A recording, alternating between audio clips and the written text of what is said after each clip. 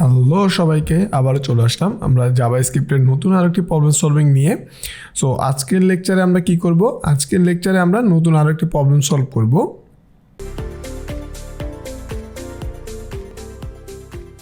আজকের প্রবলেমটি বুঝলে অনেক ইজি এবং তুমি নিজেই করতে পারবে আশা করি। তারপর আমি প্রবলেমটা কেন দেখাচ্ছি, কারণ একটা প্রবলেমে আমরা তো অনেকভাবে সলিউশন করতে পারি। সো আমি যখন প্রবলেমটা বলবো হয়তো তুমি বুঝেই ফেলবে যে এই প্রবলেমটা তো এইভাবে এমনিতেই সলিউশন করা যায়, বা এটা তো এত সহজ যদি তুমি জাভাস্ক্রিপ্টটা নলেজটা তোমার ক্লিয়ার থাকে, মানে লজিক্যাল চিন্তা তুমি করতে পারো। সো এটা তোমার কাছে মনে হতে পারে। এরপরে আমি যখন সলিউশন করব তখন তুমি দেখবা যে তুমি এক্স্যাক্ট আমি যেই সলিউশনটা দিয়ে আসলে সলিউশন করেছিলাম তুমিও কি সেম ওয়েতে চিন্তা করেছো কি না। ওকে, সো চলো তাহলে আমরা আগে প্রবলেমটা বুঝি। কি বলছে? তারা বলছে add up to the number from a single number. So add up to the number from a single number, এটা দিয়ে কী বুঝাইছে আসলে? সো বলছে create a function that take a number and as an argument. একটা function create করতে বলছে এবং সেটা একটা নাম্বার নিবে আর্গুমেন্ট হিসেবে, and up all the number from 1 to the number. মানে আপ অল দ্য নাম্বার বলতে এটাই বুঝেছে যে 1 থেকে যে নাম্বারটা তুমি ইনপুট মানে আর্গুমেন্ট হিসেবে দিয়েছিলে ওই নাম্বার পর্যন্ত কি হবে? পাস হবে। Okay, so you pass the function, মানে যে নাম্বার পর্যন্ত তুমি দিছো ওই নাম্বার পর্যন্ত, মানে ওই নাম্বার পর্যন্ত 1 থেকে ওই নাম্বার পর্যন্ত কাউন্ট করবে।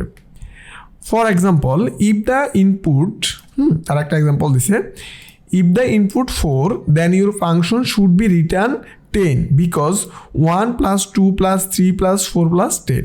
মানে কি হয়েছে, 1 থেকে 4 পর্যন্ত সে যোগ করছে। ফার্স্টে 1, তারপরে 2, তারপরে 3, তারপরে 4, ইকুয়াল কত আসছে? 10।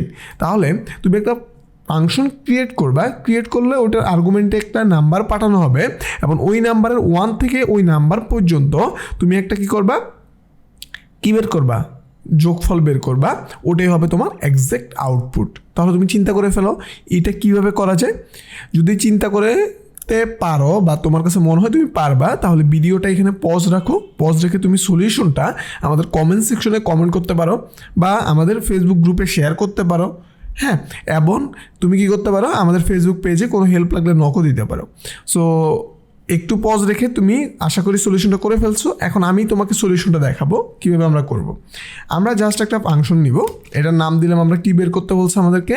আসলে single number to up to the number. Okay, so আমরা যে করব add up to the number from a single number. So আমরা লিখবো অ্যাড আপ, হ্যাঁ, আপ নাম্বার।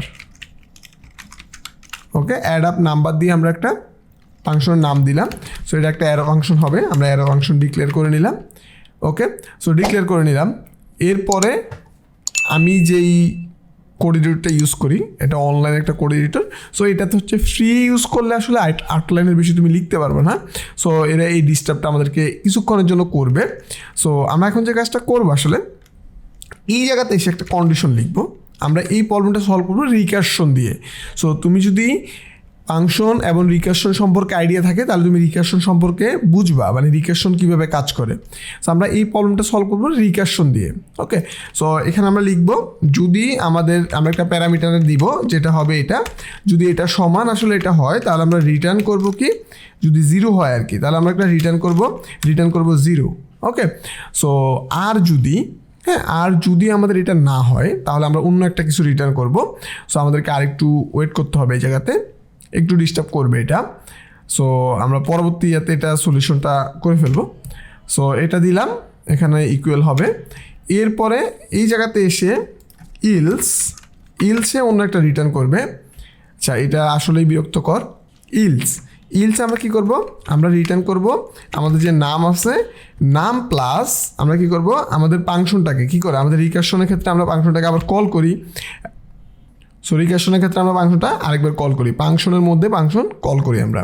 সো এর মধ্যে আমরা যে নাম্বার প্যারামিটার থাকবে তার থেকে প্রতিবার এক এক করে মাইনাস করে দিব। ওকে, সো কী করলাম, প্রতিবার এক এক করে মাইনাস করে দিলাম। সো এখানে একটা নাম্বার পাঠাবো।